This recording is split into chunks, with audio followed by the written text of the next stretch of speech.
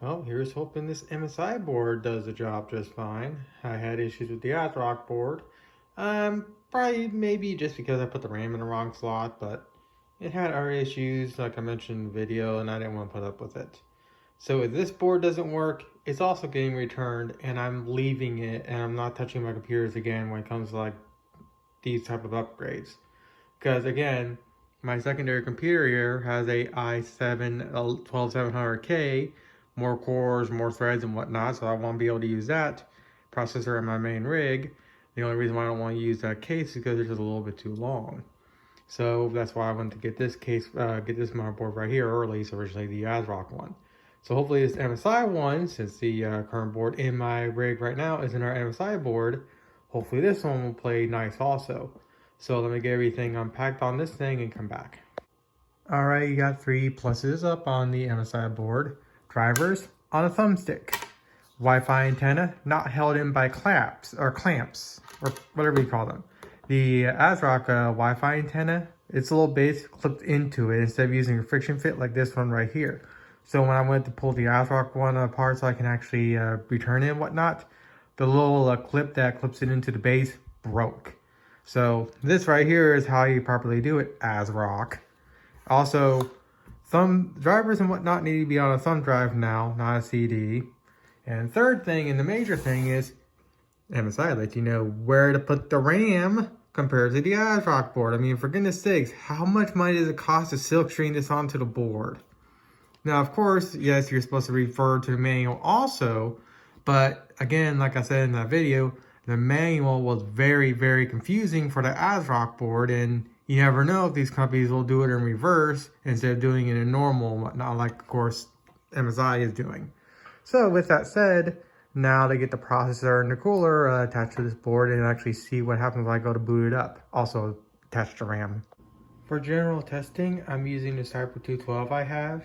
And it was a pain in the butt to figure out because I lost the original manual for it.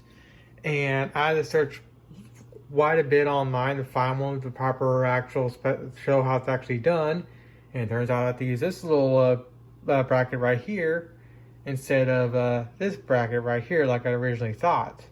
Of course, if Cooler Master made it to where you can look up the actual specific version of their Hyper 212 and then have a little link for the specific manual for that specific cooler, it'll make life a lot more easier because as you can see, I'm definitely not on Cooler Master's website, but again, luckily I found the proper manual, so a little annoying, but I got the cooler finally set up.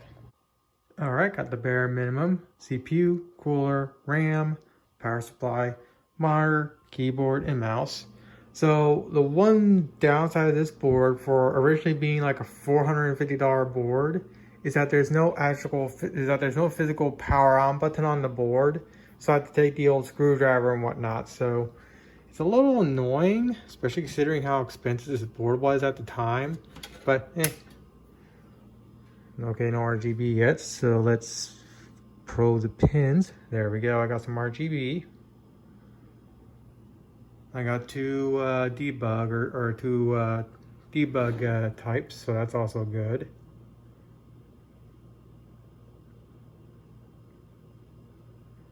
Also, I have no storage installed because I just want to see this thing boot. Also, see what type of see what the BIOS revision is at. Update the BIOS, and then see if I can get the RAM to stick. All right, CPU change, blah blah blah blah. So I'm going to hit F1. It's rebooting.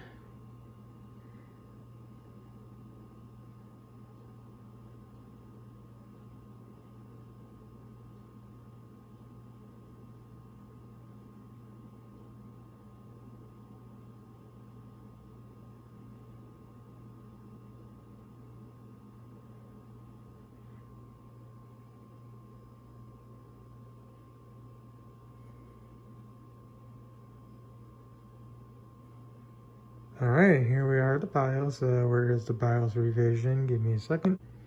Alright, the BIOS absolutely needs to be updated, so I'm going to go and do that right now. Latest BIOS revision is about a month old, so I'm going to get all that done and come back. Well, it looks like the PYN thumb drive I used in the last video for the ASRock board completely gave up the ghost. It now refuses to work. So that kind of sucks, but then again, this flash drive was fucked up when I initially was using it, so off to the trash it goes. The thumb drive that came with my MSI board is a 32 gig USB 2.0 drive. All it has is the drivers in a ISO format. So I'm just going to use that to update the BIOS, but first, a simple restart of the board and the fan is now working as it should.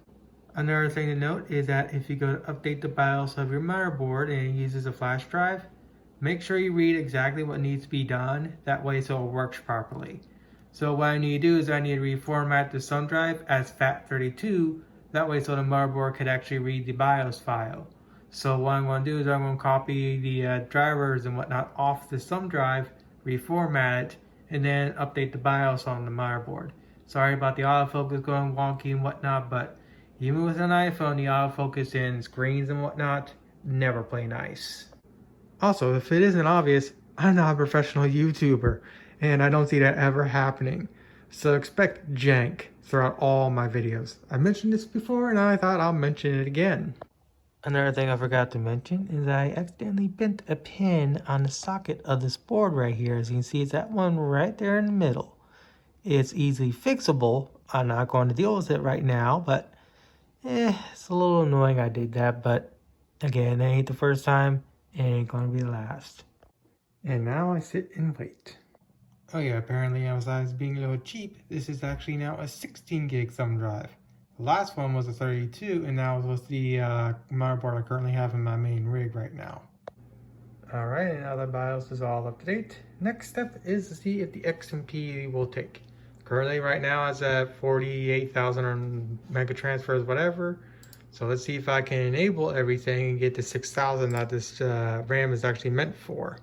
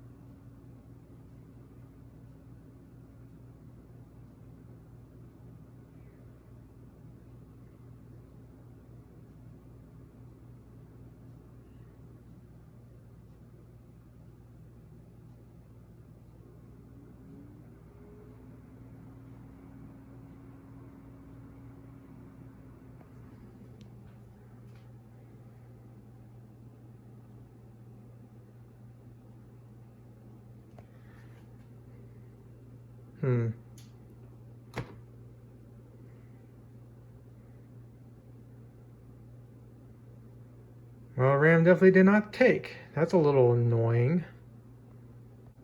Alright, now it seems to have taken.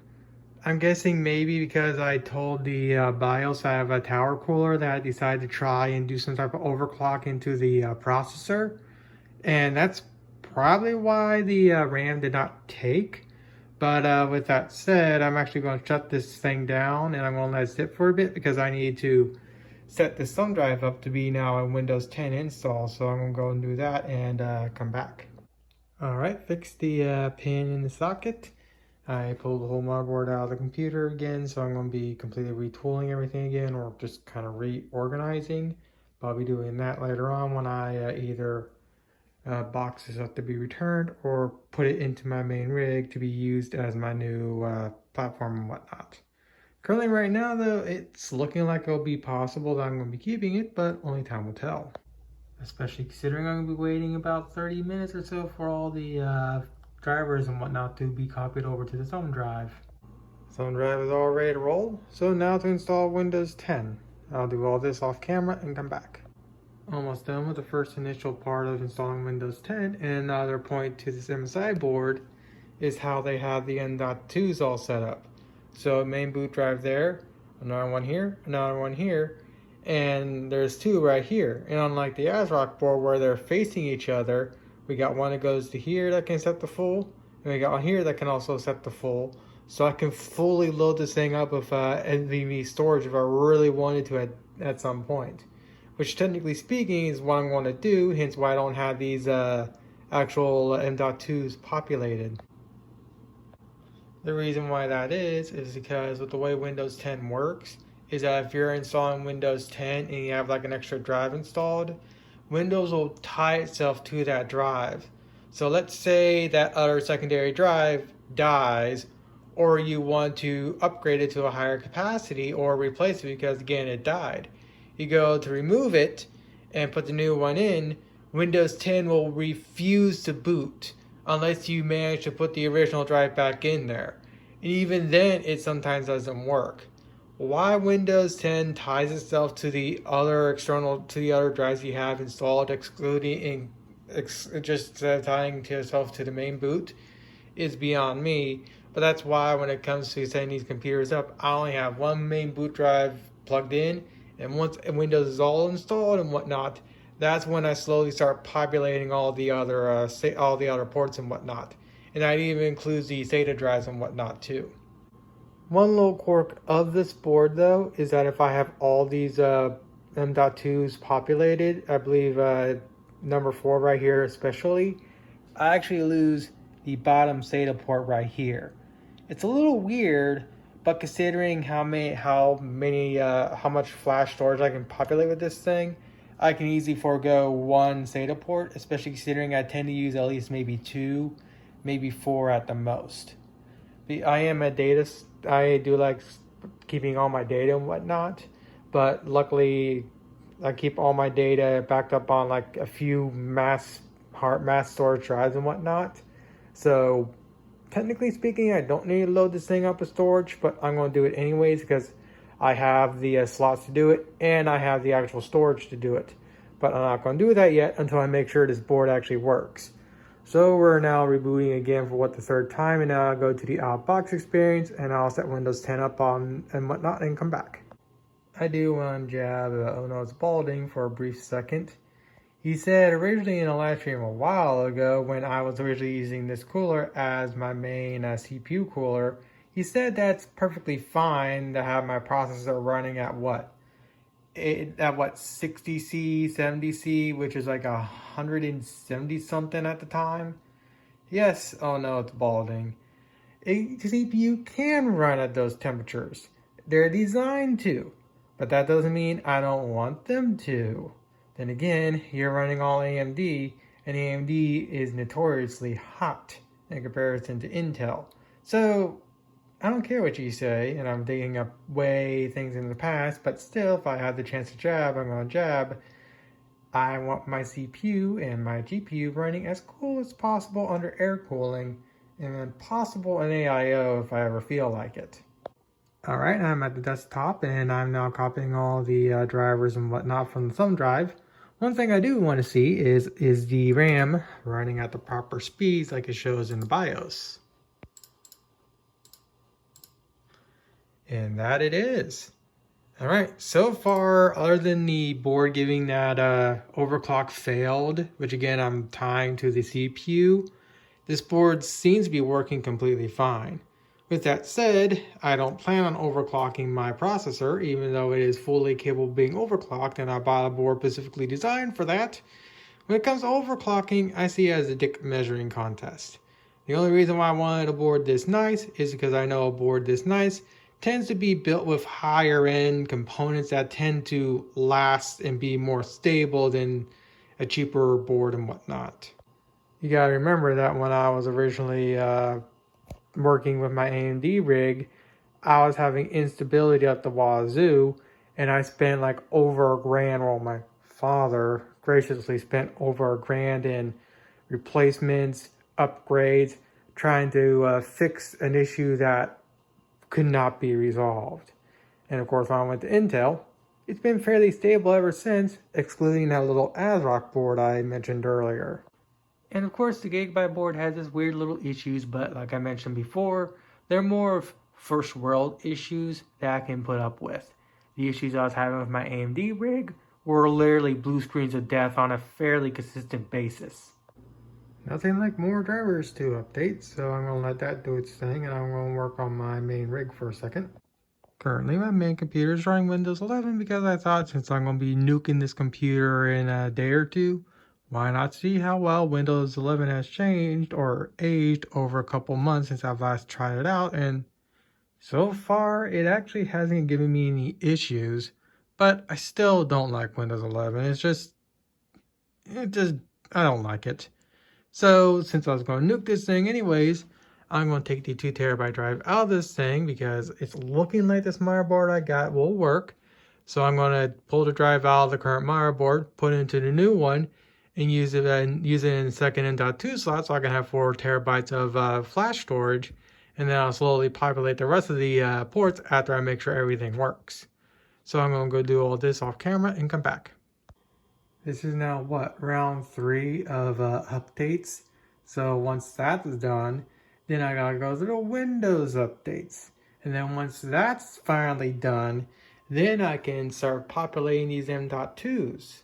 So I'll come back in like maybe another 15 minutes. Alright, got the first M.2s installed.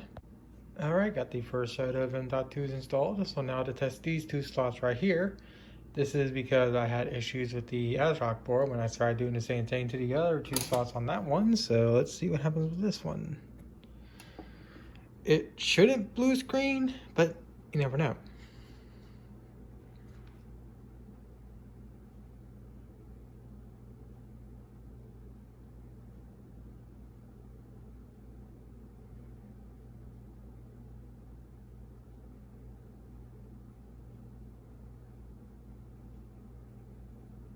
Alright, booted up completely fine.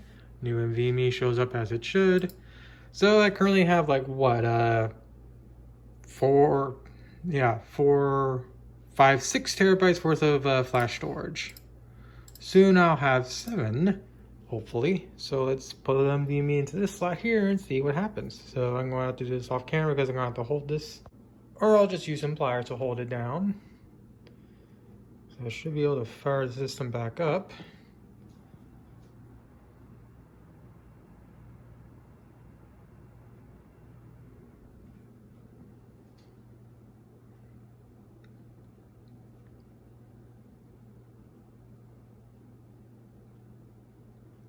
And if everything goes as planned, the last 1 terabyte drive should show up completely fine also. Or I may not have formatted it yet. I don't think I formatted it yet, so let's go and fix that.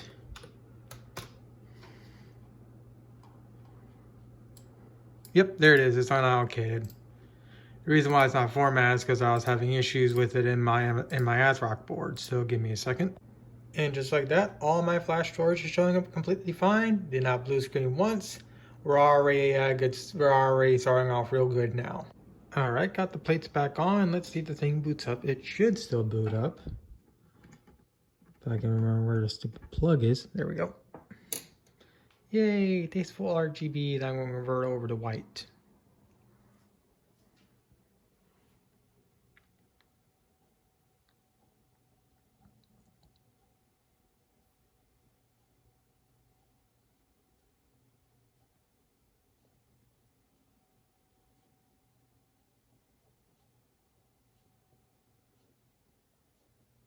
Definitely taking a bit longer to boot now since it has a lot more storage and whatnot to mess with. So let's see if I go to here. Yep, all the drives show up as they should. I think we're pretty much golden now. I got my board that didn't blue screen once. Again, I had a weird little issue with the RAM not taking for the first time, but yeah, like I said, I'm going to count it to the board trying to overclock my processor when it wasn't necessary. And I still got to register the board, but I'm not going to do that just yet because I want to at least let this thing sit and work for about like a month or so before I register it. But with that said, now to start the process of tearing apart my main computer again, but get set up so I can actually install this thing. Actually, first I'm going to change the RGB and whatnot. I'll deal with the RGB on the RAM when I get the computer rebuilt. So now I had the RGB set to white, considering I have an all blacked out case. It's going to be nice and tasteful. So the next step, of course, like I said, is to pull apart my old computer and hope I have enough thermal paste to reapply the new cooler, or the cooler I'm actually going to be using, which is my deep cool cooler. The one thing I do want to do is I want to get some ARGB fans for at least the very front. But I'll deal with that at a later point. And before I forget, let's get the peels. Of course.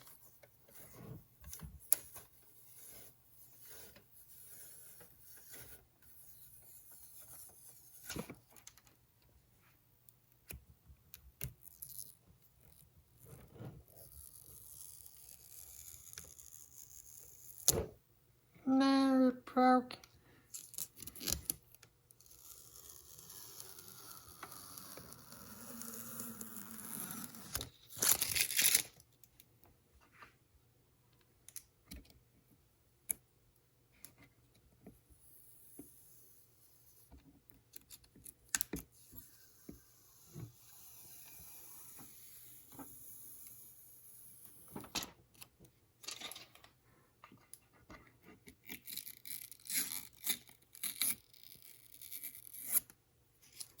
Nice, tasteful peels. Now I gotta go put my computer together again. Alright, so one thing I want to do is try and extend or remove the Molex connector on my sound card right here. So I decided to extend it to try and hide it better. Now, I'm fairly certain I have everything set up, and the only reason why the Molex is even there is for the RGB and whatnot. So even if I did somehow miswire this thing, it should only blow out the RGB circuit. So with that said, I'm going to use this old XP Dell here with the old Molex connectors and see if this thing still lights up and whatnot. It should, but we'll have to see. The RGB more or less may not turn on, but I just want to see if it'll smoke. So with that said, let's see what happens.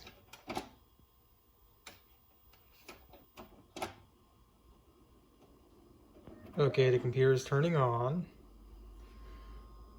And I don't see any smoke or anything, so I think it's safe to say I wired everything up properly. So the next step is to modify the SATA cable so I can actually get this thing to power on with the RGB and whatnot. Alright, I got the end modified. I have enough room for, or saved enough for the RGB controller for my Corsair stuff, the 2 SATA hard drives, and this 4th one right here, which is going to be the Molex. So next I need to do is make sure I have everything properly wired up. I used the diagram offline, and I gotta make sure everything has the proper polarity and whatnot. And to do that, I'm gonna be using my old Dell again. So I'm gonna flip this thing on and probe everything, make sure everything's good to go. Then I will secure these things so they don't short. I decided to pull out another Dell. This is gonna be my sacrificial Dell. I don't want to lose it, but if it ends up cooking itself with this card, I'm not going to fret over it because I'm, again, a volunteer over at my local Free Geek, and we have a butt ton of these stupid Dell Optiplexes, specifically this type right here. So if the motherboard cooks itself, I can easily get another one for maybe like $5-10. So with that said, I have everything wired in. I have the PCI and whatnot. I even have the little Molex stuff. So when I power this thing up, I should theoretically get an image on my screen right here, and the RGB theoretically should light up if everything's working. So with that said, let's see what it does. Alright, power cycled. We got RGB, so that's a good sign. Let's fully boot the system up and see if it detects the card. But I think we're good to go since the RGB is lit up and whatnot. And board hasn't cooked itself, and I should get an image on the screen.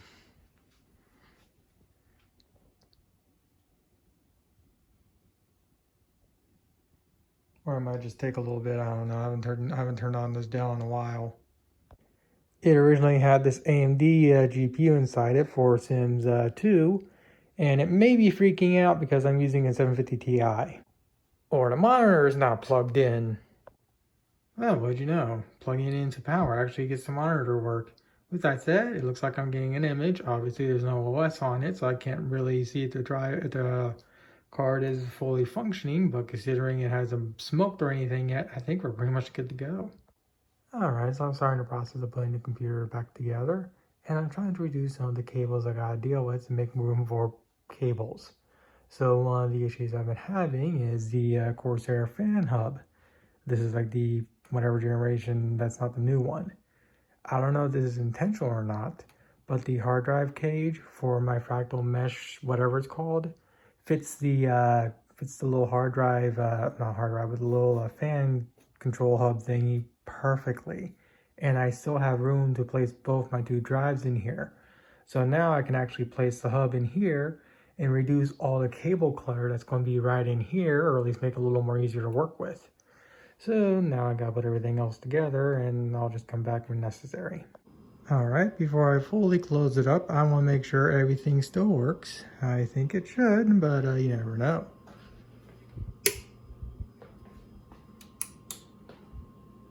Oh, did I hit?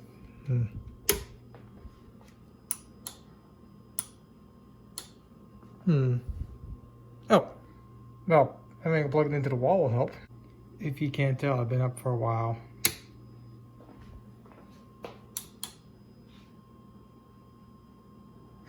That delay between power on and button press, oof.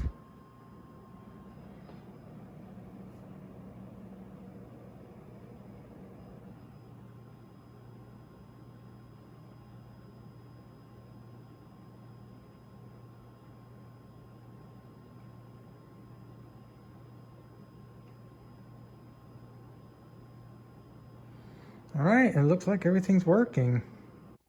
Got it all set back up again. It should boot up. Let's see what it does. I forgot to flip the power switch. Give me a second.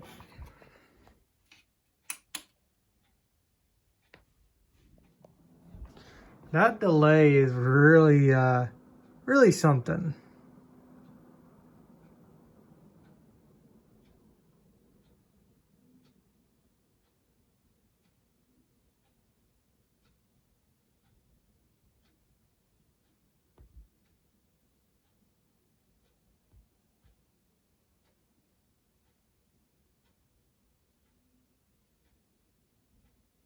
All right, Ethernet detects.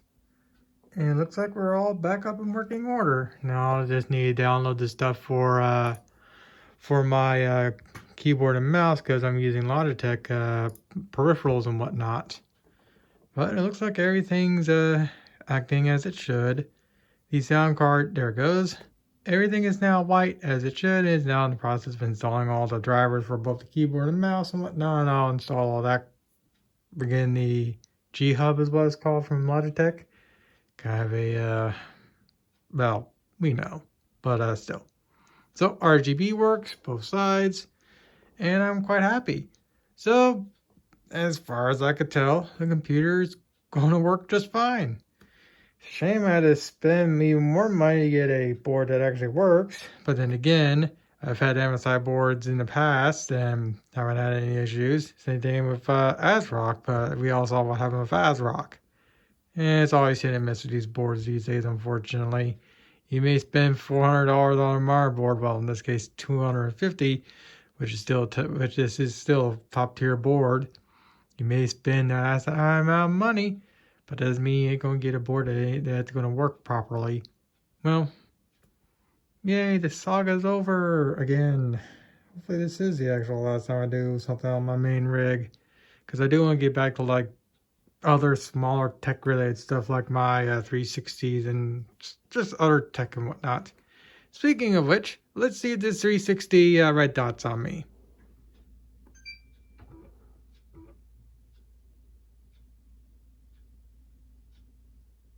It does not. I believe the eMMC storage on this thing is going bad because it'll sometimes red dot on me. That's what someone says on the group, on the Facebook group I'm in. Gee, that took forever to turn off. Whatever. So I think that's pretty much it for this video.